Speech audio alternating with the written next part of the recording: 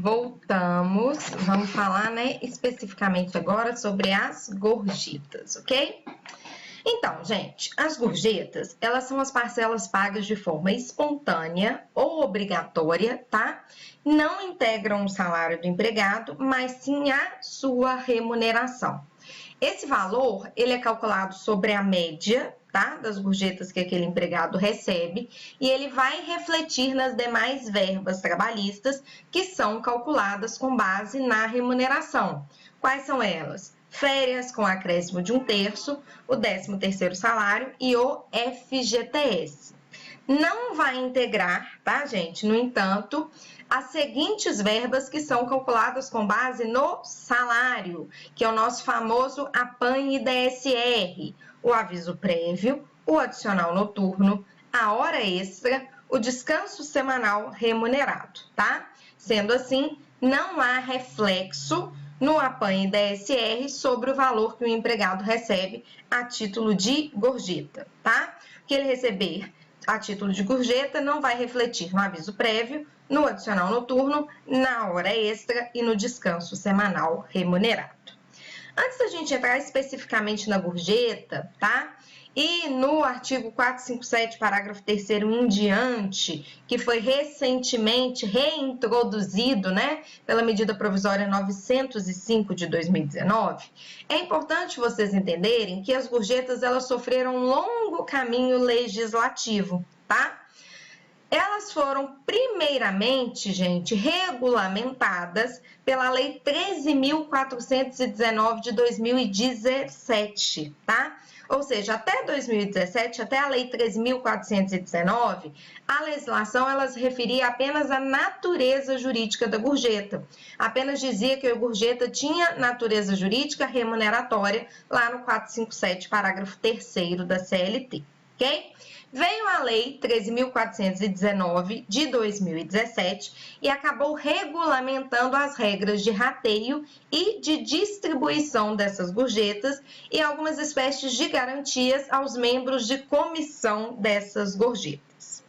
Porém, a reforma trabalhista 13.467 de 2017, ou seja, no mesmo ano, devido a uma má técnica legislativa, ela acabou revogando do parágrafo 5º ao parágrafo 11º do artigo 457 da CLT, que eram justamente os artigos que tinham sido, os parágrafos, né, que tinham sido introduzidos pela Lei 13.419 de 2017, que tratava sobre essas gorjetas. No entanto, gente, no dia seguinte à promulgação da reforma trabalhista, nós tivemos o advento da medida provisória 808 de 2017, que eu não sei se vocês lembram, a medida provisória 808 de 2017, ela tentava regulamentar alguns aspectos da 13.467 de 2017. E a MP 808 acabou trazendo de volta o parágrafo 5º ao parágrafo 11º ao artigo 457, tá? Ou seja, acabou voltando com a redação original da 13.419 de 2017. Só que aconteceu, gente, que a medida provisória 808, ela não foi convertida em lei. Ela acabou caducando, não é isso? E a partir do momento que a medida provisória 808 caducou, nós ficamos sem qualquer tipo de regulamentação de gorjetas.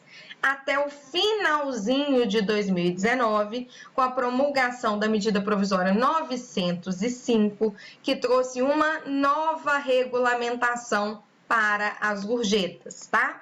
E é sobre essa MP 905 que nós vamos conversar, ok? Gente, antes de eu tratar com vocês especificamente, tá? Sobre a medida provisória 905, vamos conversar de uma forma geral sobre as gorjetas, tá? Primeira coisa, gente, gorjeta é tanto aquilo que é espontaneamente dado pelo cliente ao empregado, como também aquele valor que é cobrado pela empresa ali na nota de serviço como um adicional, tá?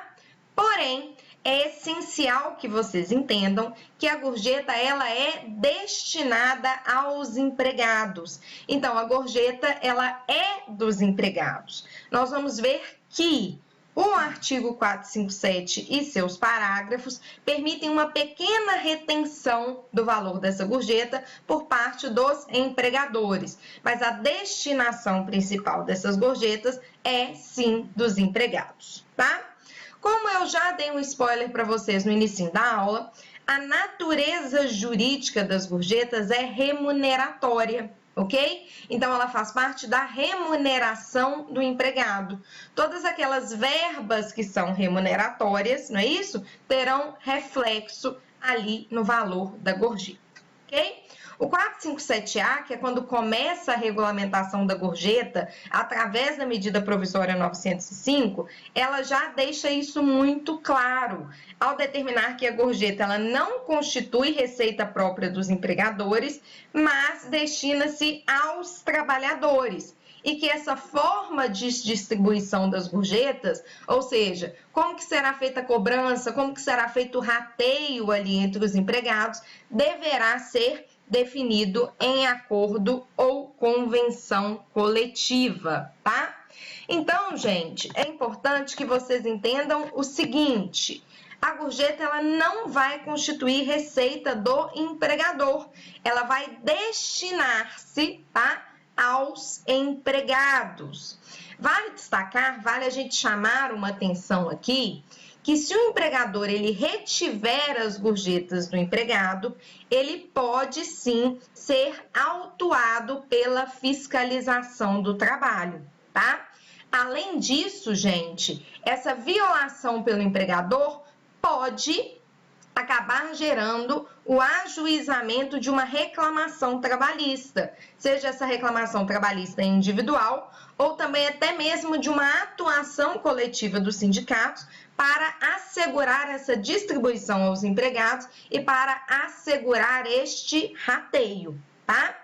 Além disso, se houver retenção de parcela de natureza remuneratória do trabalhador, o Ministério Público do Trabalho também pode atuar para reparar esse dano, seja como a tutela inibitória por meio de um TAC, que é o termo de ajuste de conduta, ou seja, por meio de um ajuizamento de uma ação civil pública, tá? O parágrafo 1º do 457A, ele chama a atenção para o seguinte: na hipótese de inexistir uma previsão em convenção ou em acordo coletivo de trabalho, os critérios de rateio e distribuição deverão ser estabelecidos em Assembleia Geral dos trabalhadores destinados a esse fim, tá? Então, notem aqui, gente, que acaba que o sindicato ele perde um pouquinho de força na defesa dos direitos trabalhistas com essa medida. Por quê? Porque na ausência de um acordo ou de uma convenção coletiva de trabalho, os próprios trabalhadores podem, por meio de uma Assembleia Geral, fixar essas regras de rateio das gorjetas, tá?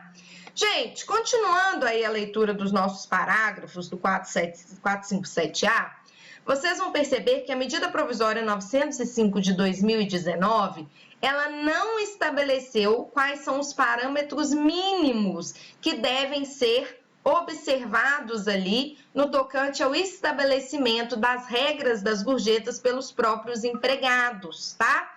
Ou seja, diante da ausência de uma norma coletiva que estabeleça os requisitos para a convocação da Assembleia Geral ou quórum mínimo de aprovação, a gente fica meio no limbo, né? Isso acaba sendo decidido ali pelos próprios empregados, tá?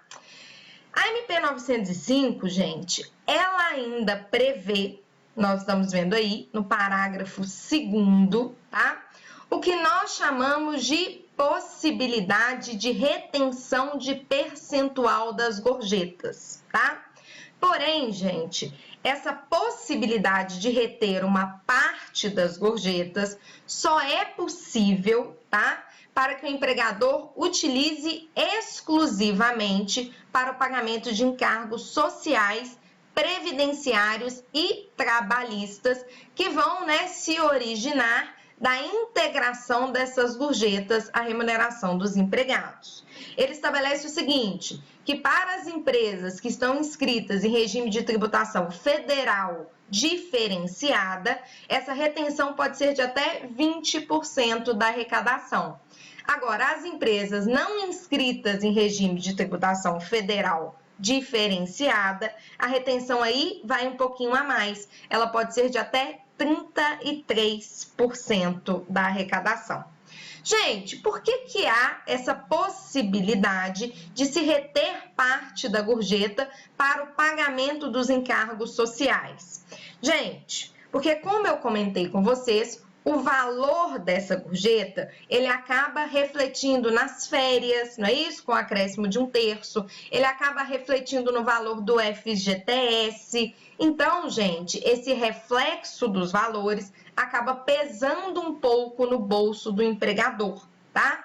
E como a gorjeta ela não é obrigatória, o empregador não é obrigado, né, a deixar que se cobre gorjeta no seu estabelecimento, para poder então aí incentivar, né, a percepção de gorjetas, porque acaba que no final das contas é um dinheiro a mais para o próprio empregado. Em virtude disso, o parágrafo 2º traz essa possibilidade de retenção, tá? Para não pesar tanto no bolso do empregador e permitir a cobrança, né, ali o recebimento, a percepção por parte dos empregados, ok? Outro ponto, gente, importante, né, nessa disciplina, vai se referir à cessação da cobrança das gorjetas pelo empregador. Como eu acabei de comentar com vocês, o empregador ele não é obrigado a deixar que se cobre gorjeta ali no estabelecimento. Tanto que a gente sabe que tem lugares que proíbem, né, a cobrança de gorjeta, proíbem que você deixe algum tipo de gorjeta ali para os garçons. É possível isso? É possível impedir a cobrança de gorjetas? É sim, tá? Porém, gente, se cessada a cobrança que já vinha sendo realizada por mais de 12 meses, a CLT ela determina que essa gorjeta deve se incorporar ao salário do trabalhador, tá? Tendo como base a média dos últimos 12 meses, salvo, né, se eu tiver um acordo ou uma convenção coletiva de trabalho que traga uma previsão ao contrário. O legislador aqui, então, ele criou uma hipótese em que uma parcela variável, tá, que é devida apenas enquanto o trabalhador trabalhar naquela função determinada, se ela cessar, ela vai acabar integrando o salário desse empregado. É uma forma de segurança jurídica para esse empregado, né? Gente, se houver o descumprimento, tá, de qualquer das regras previstas no 457-A da CLT, o empregador ele deverá pagar ao empregado prejudicado, a título de multa, o valor correspondente a 1/30 da média da gorjeta recebida pelo empregador por dia de atraso, tá? Isso limitado ali ao piso da categoria, assegurado em qualquer hipótese o princípio do contraditório e da ampla defesa. Além disso, gente, é importante a gente, né, mencionar o seguinte: quando a gorjeta ela for entregue pelo consumidor diretamente ao empregado, tá? Isso também deverá ser rateado entre os demais, né, empregados. E essa forma de rateio, mais uma vez, vai estar lá prevista em convenção ou acordo coletivo. Se não houver, será acordada por meio da Assembleia de Trabalhadores, tá? Lembrando, gente, que o valor das gorjetas deve ser anotado na CTPS. Então, na CTPS, eu devo anotar, além do salário fixo do empregado, a média dos valores das gorjetas referentes aos últimos 12 meses, tá? E é isso em relação a gorjetas, ok? Gente, continuando, além das gorjetas, como eu comentei com vocês, para a gente finalizar aqui esse nosso bloco, parte parte da doutrina entende que as gueltas também teriam natureza remuneratória, tá? Gente, o que vem a ser as gueltas? Eu não sei, né? Eu tenho certeza que isso já aconteceu com vocês. Quando vocês vão ali numa farmácia, né, na Araújo, na Droga Raia, e aí chega alguém, te dá aquele famoso cartãozinho, fala, olha, se você precisar da minha ajuda, aqui tá o cartãozinho e tal. E aí você chega e fala, eu tô querendo um remédio para gripe. A pessoa, ela corre e te oferece, por exemplo, um Tilenol, um Benegripe, e fala, olha, esse é o melhor, você tem que levar esse. Aí você olha, pergunta o preço, a pessoa te fala um preço muito baratinho, fala que é o mais barato da loja. Aí você pensa, gente, que vendedora boa, né? Me ofereceu um medicamento que, além de ser o melhor, é o mais barato. Ou seja, ela nem tentou lucrar ali em cima, né, da minha falta de informação sobre qual medicamento eu devo tomar. Gente, provavelmente ela te indicou este medicamento e te deu o cartãozinho, tá? Porque ela está recebendo uma guelta, ok? O que é guelta, gente? É o valor que é recebido pelo empregado, geralmente vendedores, mas que não é pago pelo empregador, é pago por terceiros, assim como as gorjetas. Mas aqui os terceiros vão ser empresas fabricantes ou distribuidoras de certos produtos de determinadas marcas. Aqui, gente, é o seguinte, a indústria farmacêutica, ela vira e fala, olha, eu vou pagar 10% sobre cada aspirina que for vendida aqui nessa farmácia. Então, o vendedor que vender tantas aspirinas vai ganhar 10% sobre a venda dessas aspirinas. A grande questão é o seguinte, quem paga este valor de gueltas não é o empregador, então não é Araújo que paga esse valor de gueltas. Araújo paga o salário. Quem paga esse valor de gueltas é a empresa que está fornecendo esse medicamento ou qualquer outro tipo de produto. A questão é a seguinte, guelta tem ou não natureza remuneratória? Guelta vai ou não refletir nas verbas remuneratórias? Gente, infelizmente a doutrina dominante tem entendido que guelta não terá natureza remuneratória, que terá então natureza indenizatória e não vai refletir em nenhuma das outras verbas contratuais do empregado. Então, aquilo que ele ganhar a título de guelta não vai fazer diferença nenhuma no valor, né, das suas férias, no valor do seu 13º, no valor do seu FGTS, porque é uma parcela indenizatória, é uma parcela à parte, tá? Esse tem sido o entendimento da doutrina dominante. Já a doutrina minoritária, eu até trouxe para vocês um recurso de revista, que se depois vocês tiverem uma curiosidade para dar uma olhada, entende que as gueltas sim refletirão nas demais verbas remuneratórias. Ou seja, a doutrina minoritária entende que as gueltas teriam sim natureza remuneratória e que, portanto, refletiriam nas demais verbas, tá? A maioria dos concursos que cobram gueltas cobram o entendimento da doutrina dominante, tá? Que as gueltas não teriam natureza remuneratória. Beleza, amores?